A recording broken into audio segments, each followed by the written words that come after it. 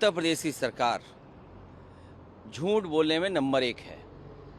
जब मुख्यमंत्री जी को और सरकार को ये जानकारी रही होगी कि वहाँ पर पिछले कई दिनों से इस तरह की बात चल रही है कि मजदूर अपनी मांगों को लेकर के लगातार प्रदर्शन कर रहे थे, और अब मुख्यमंत्री कह रहे हैं कि बहुत बड़ी साजिश है इसमें।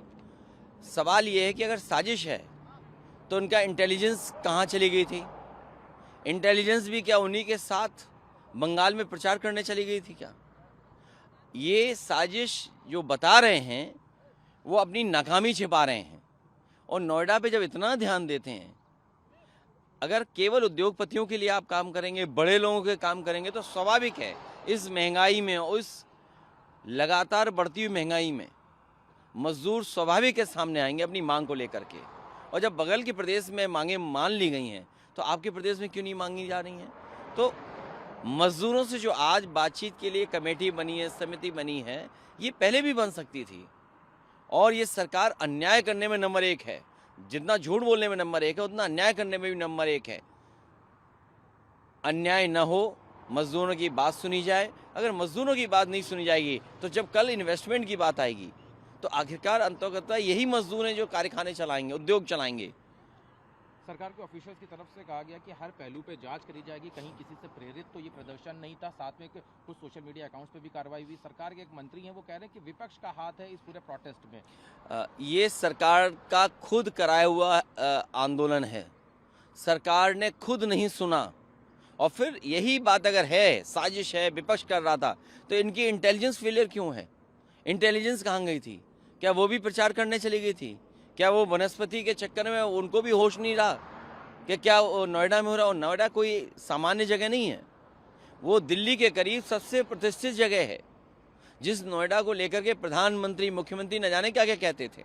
आखिर नोएडा में इस आंदोलन को होने किसने दिया? सरकार ने होने दिया, क्योंकि सरकार ने कोई सुनवाई नहीं की। और फिर अगर सरकार की जानकारी में ये नहीं था तो ये सरकार बिल्कुल फेलियर सरकार है। सर, नोएडा से अलग हट के अब बात करें, अभी हम लोग उसके बाद ये सीधे आगरा एक्सप्रेसवे से जाके जुड़ता है। चुनाव नज़दीक है।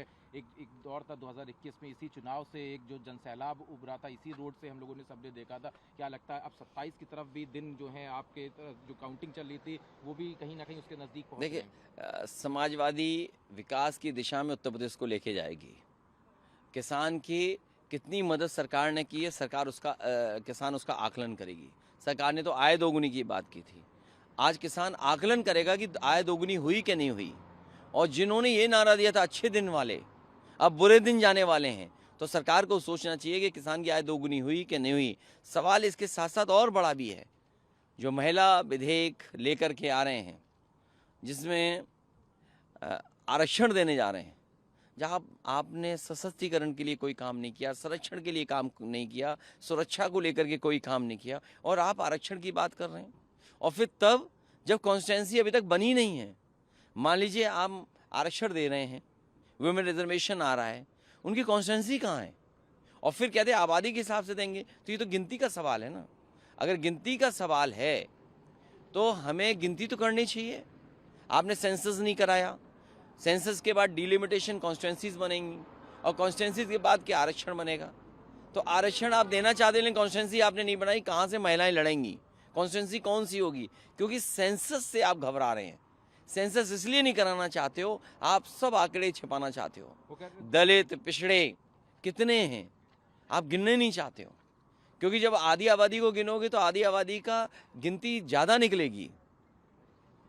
सर, वो कह रहे हैं कि 2011 के सेंसस के हिसाब से 2011 का सेंसस इसलिए कर रहे हैं क्योंकि उन्होंने कॉन्स्टिट्यूंसी का नक्शा बना के रखा होगा।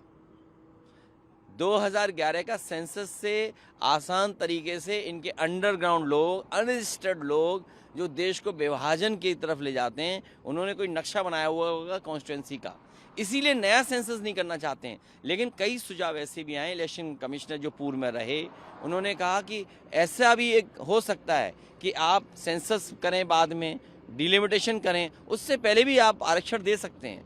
और उन्होंने एक रास्ता दिखाया कि आप रिप्रेजेंटेशन कैसे दे सकते हैं, महिलाओं की रिप्रेजेंटेशन कैसे बढ़ सकती है।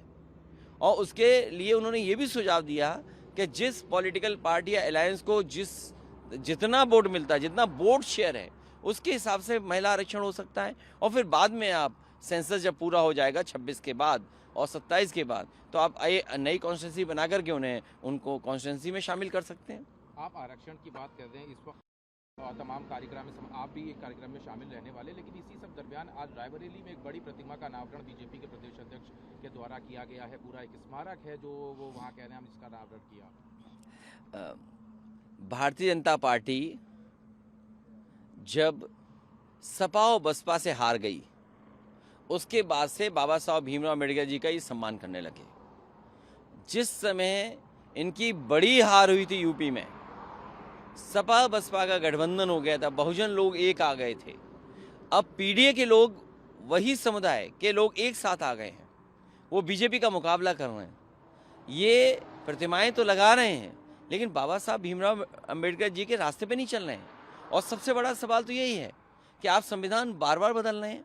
संविधान का एक तरीका है, प्रोसीजर है, एक प्रैक्टिसेस हैं कि आप सेंसस कराइए, डिलिमिटेशन कीजिए, उसके बाद आरक्षण दीजिए। बताइए कितना ये संविधान मान रहे हैं? संविधान के तहत जो व्यवस्था है वो कितना मान रहे हैं ये लोग? और फिर ये तो मन विधान से चलने वाले लोग हैं, ये संविधान से चलने वाले लोग नहीं हैं, ये मन विधान से चलने वाले लोग हैं। ये लोकतंत्र पे कम, एक तंत्र पे भरोसा करते हैं। ये दूसरे की सुनना नहीं चाहते हैं, ये वन वे कहना चाहते हैं, केवल हमारी सुनो। तो इनसे क्या उम्मीद करोगे कि बाबा साहब भीमराव अम्बेडकर के आदर्शों पे ही चलेंगे? एक आखिरी सवाल है, अभी 5 स्टेशन लगातार ममता बनर्जी की तरफ से सवाल उठाए जा रहे हैं। चुनाव आयोग वहाँ तबादले पे तबादले कर रहा है, एसआईआर और तमाम ऐसे मुद्दे हैं जो अभी भी वहाँ पे चर्चा का विषय बने हुए हैं। इलेक्शन वोटिंग डे से कुछ वक्त पहले वहाँ पर ममता बनर्जी की ऐतिहासिक जीत होने जा रही है। आदरणीय ममता बनर्जी जी जीतने जा रही हैं, और जिस तरीके से परसेंटेज ऑफ वोट बढ़ा है वोटिंग का, वो ये साबित करता है कि सरकारों के खिलाफ वोट पड़ा है, बीजेपी के खिलाफ वोट पड़ा है।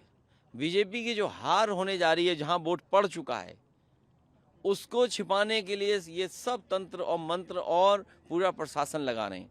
इलेक्शन कमीशन चुनाव लड़ रहा है, बीजेपी नहीं लड़ रही। बीजेपी पीछे है, इलेक्शन कमीशन को आगे कर दिया, ट्रांसफर, पोस्टिंग, हर तरह का दबाव।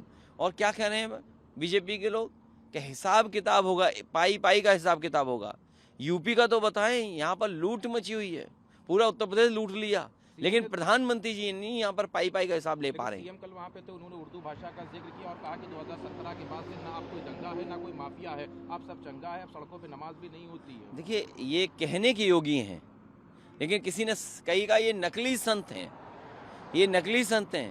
पूरे देश को ये जानना चाहिए, और जिन जिन ने रामायण पढ़ी है, देखी है, सुना है, रामायण में भी इसी तरह की वेशभूषा पहन करके कोई आया था और माँ सीता को चुरा के ले गया था। इसलिए बंगाल के लोगों को मैं कहना चाहता हूँ, रामायण को याद करें कि उसमें एक संत बन करके कोई आया था, उस सीता माँ को हरण कर लिया था।